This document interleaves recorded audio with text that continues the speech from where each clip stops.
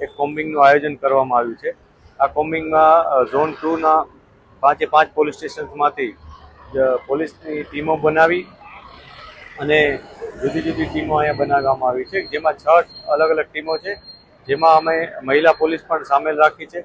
અને આ તમામ લોકો એમને જે પણ ટાસ્કિંગ આપવામાં આવ્યું છે એ ટાસ્કિંગ મુજબ જે આરોપીઓનું લિસ્ટ છે એને ચેક કરે છે। એમાં MCR કાર્ડ અને શરીર સંબંધી ગુનાઓના આરોપીઓ છે।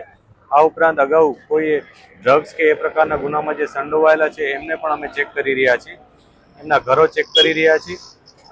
આ જે કોમ્બિંગની કામગીરી છે એમાં અમે વિશેષ પ્રકારે એક ડ્રોનનું પણ મદદ લીધી છે કે જેમાં 2 ડ્રોન દ્વારા અમે આખા વિસ્તારમાં કોમ્બિંગ કરી રહ્યા છીએ। આ ડ્રોન અમને એરિયલ સર્વેલન્સની દ્વારા મદદ કરે છે, જેથી કોઈએ છત ઉપર અથવા અન્ય કોઈ જગ્યાએ કે અવાવરૂ જગ્યાએ પોતાની કોઈ વસ્તુ છુપાવી હોય અથવા કોઈ ગેરકાયદેસર પ્રવૃત્તિ ચાલતી હોય એના ઉપર અમે નજર રાખી શકીએ અને તત્કાલ એના ઉપર કાર્યવાહી કરી શકીએ।